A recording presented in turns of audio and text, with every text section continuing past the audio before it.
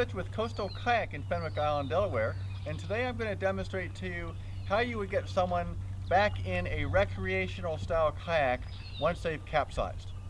Now, if you went online and did a search for kayak rescues, you'd find hundreds of videos, tips, and techniques on how to rescue somebody in a touring kayak, but you might not find anything about how to rescue someone in a recreational style kayak.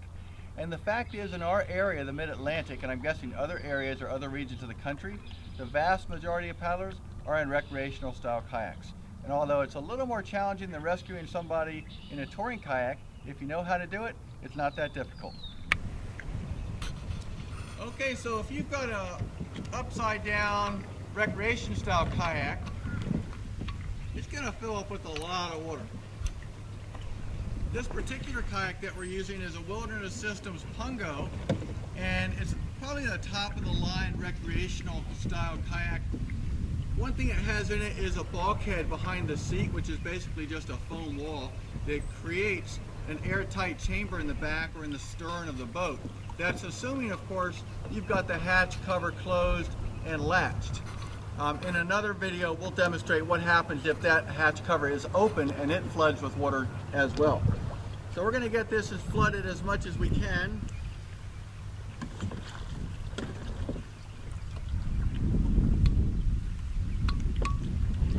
So there we go. That's got a lot of water in it, and it's going to be extremely heavy.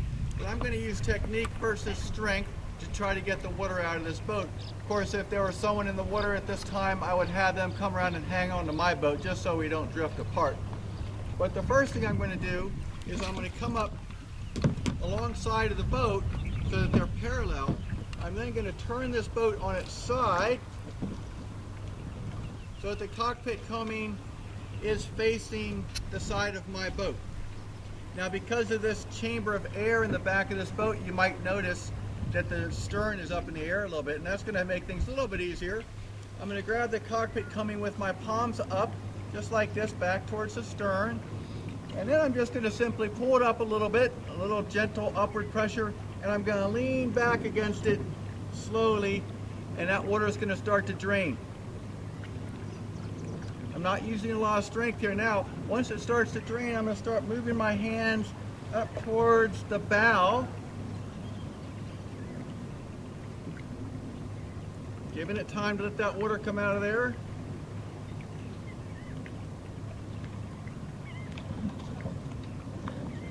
And once my hands get up to the bow, most of that water is already out of there. I'm simply going to lift and push it away from me so that it doesn't scoop up water when I put it back in. So at this point, I've got the boat about 95% empty, and I can start to help get the person back in the boat. All right, once I've got the boat drained, next thing I need to do is get her back in the boat.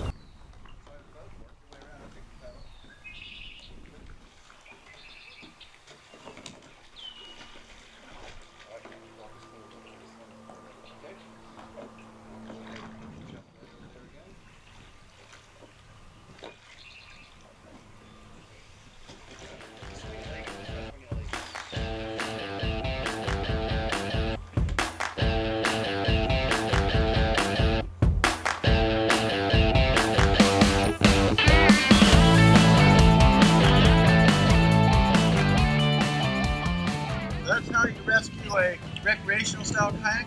Make sure if it's got a watertight compartment that you make it watertight by closing and sealing the hatch. And we always recommend adding flotation to the front of the or to the bow of the boat. That's going to really limit how much water gets in there.